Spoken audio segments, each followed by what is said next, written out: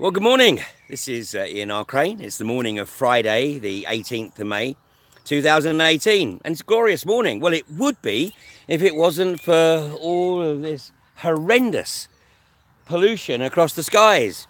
And having had the benefit of a couple of clear blue skies this week, all of a sudden, North Nottinghamshire is on the flight path of every aircraft in Northern Europe. Now, call it a hunch, but I doubt you'll see any of this over Windsor tomorrow. Just a hunch. And I'm sure the weather will be absolutely beautiful. But, take a look out and take a look up and ask yourselves why it is that the elected representatives refuse to acknowledge this pollution whilst banging on about climate change. Well, talk about climate change, but then talk about, what's occurring above your heads, which might actually be making a significant contribution to it. Anyway, meanwhile, if you're in London today and you happen to see anybody walking with a rather bandy gait, they are probably associated with the unconventional oil and gas industry, because they will have spent the evening and possibly the whole of last night pleasuring themselves over yesterday's announcements in Parliament. And of course, Greg Clark, the Secretary of State for Business, Energy and Industrial Strategy, and his counterpart, James Brockenshire, have effectively colluded to announce that there is an intent to remove all local participation in decisions related to unconventional gas exploitation. And so consequently, of course, this has given the sociopaths who work within the unconventional gas industry the belief that it's game over, that they're going to be able to rock up anywhere they want in the country with a rig, and provided it's not a frack, political definition, of course, less than 1,000 cubic metres per single stage or 10,000 cubic metres for the entire job, then they can just crack on. No different from somebody wanting to make a minor alteration to their property. Well, I wonder if that's really the case. Because let's take a look at Greg Clark. He's already done the right thing once by introducing the criteria for financial resilience for the unconventional gas industry before they are permitted to frack. And of course, this relates to the Third Energy debacle up in North Yorkshire, where everybody and their dog, except John Dewar, the Chief Operations Officer, and anyone else associated with Third Energy, anybody could see that this company was completely insolvent. With a debt ratio of over 100 times annual revenue, how could it possibly ever claim to be a going concern? Well, Greg Clark, of course, eventually did the right thing and refused to sign off on their application to frack at Kirby Misperton. And many of these other companies are in the same boat. Their finances are very dodgy, to say the least. And that includes Ineos, by the way. But more of that later. So Greg Clark is 50 years of age. James Brockenshire is 50 years of age. And they both hope that they have a political career ahead of them. And, word on the inside is that Greg Clark actually has ambition to ultimately succeed as Prime Minister and, take possession, literally, if not metaphorically, of number 10.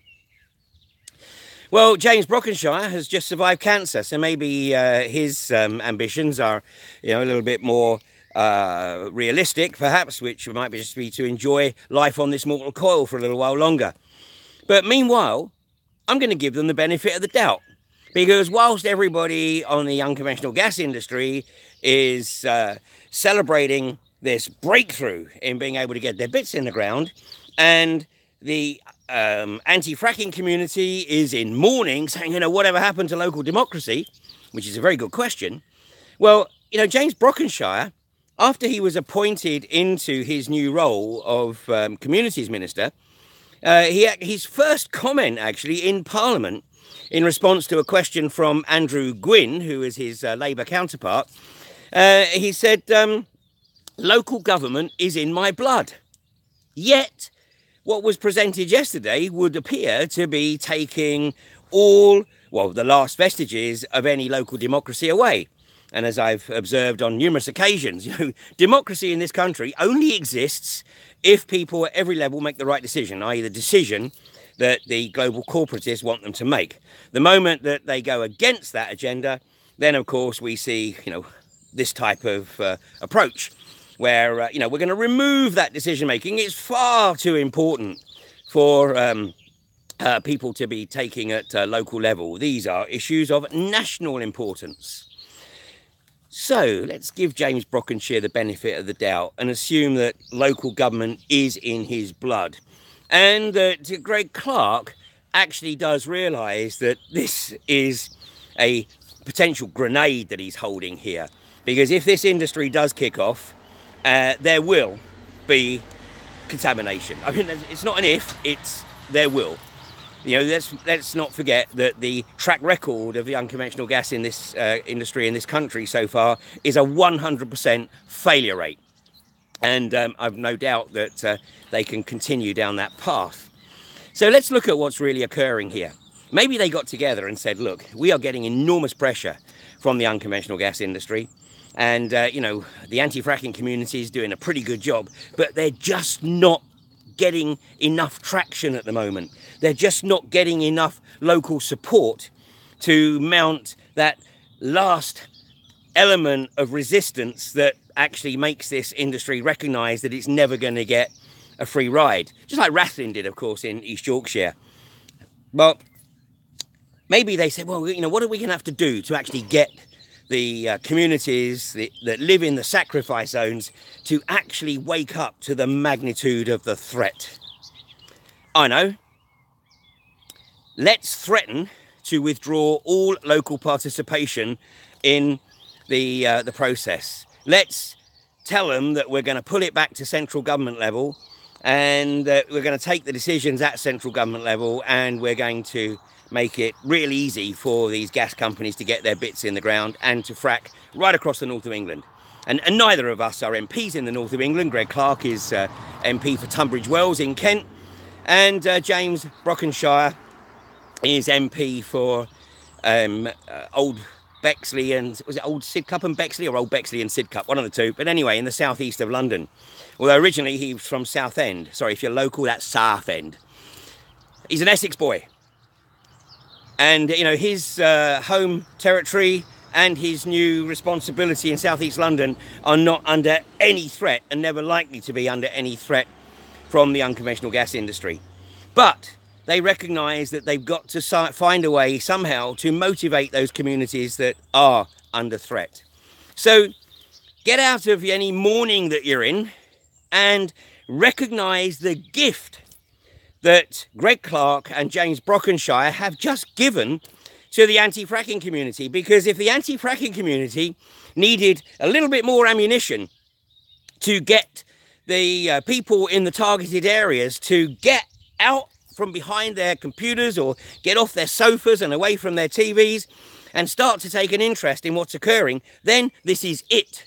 And you know what? Maybe they'll have to go a stage further and actually grant one of these companies the permission to frack or to drill and then frack without any local participation, and really get people's blood boiling, because maybe then they'll actually get off their backsides and participate in the process. And I know there's people saying, no, Ian, you're far too benevolent here. You're giving them far too much credit. Well, maybe I am. Maybe I am. Maybe they are doing it because they're in the pockets of the unconventional gas industry or other global corporatists, or on the promise of big buck jobs as directors of these companies once they get out of politics. Maybe that is the case. Who really knows? But let's look at this as a massive opportunity, because the opposition here, the anti-fracking community, is the fastest growing social movement that this country has ever seen.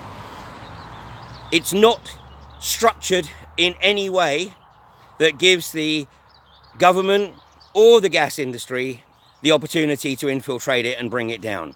It's a morass of local community groups all around the country. And that's the way it needs to stay.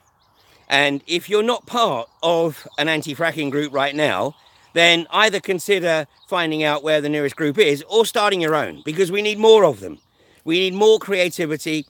We need more momentum within the anti-fracking community to actually bring this to a closure. And of course, in Grangemouth, Jim Ratcliffe is probably cracking open the champagne for this morning's breakfast.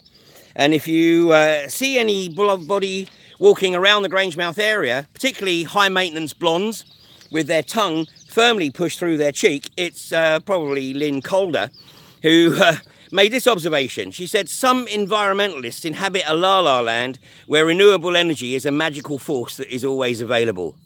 What do you know about magic, Lynn? Nothing. It's us working the magic, darling. The UK is becoming ever more dependent on Russian and Middle Eastern gas. Now, where are you getting your data from? If that's the level of your knowledge and research, Lynn, then you are taking a salary under false pretenses. Because if that's the information that you're providing to Jim Ratcliffe, then really, what are you getting money for? Just to lie? Well, probably that is the case, isn't it?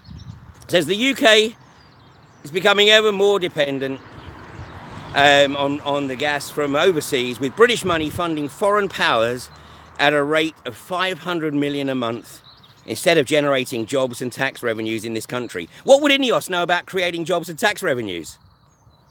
You know, the modus operandi of INEOS is to destroy jobs, to destroy the trades unions, and to destroy the final salary benefit pensions for a paltry one-off payment of £15,000 to the employees. We know what your game is. This is a sociopathic industry.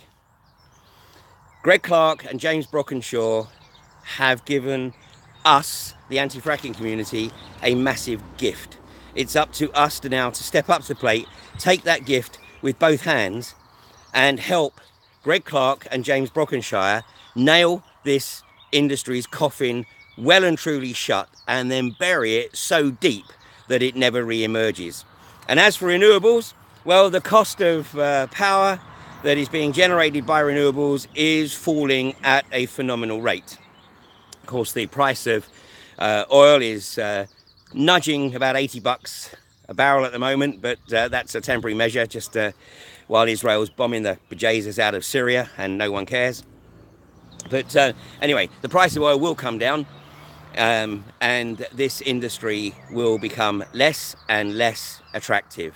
And maybe, Jim, it's time for you to start employing people who have the courage to tell you the truth rather than what it is that you want to hear.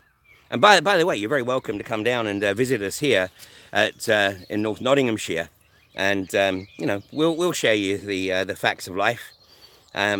Otherwise, carry on living in your ivory tower and just keep throwing more money into that black hole. And, you know, we'll help you lose that money hand over fist. But it is a great day. And, you know, what I would say is this weekend, instead of watching the paint dry, then do a little bit of research and find out for yourself what it is that you can do within your community to help Greg Clark and James Brockenshire bring this industry to its absolute knees.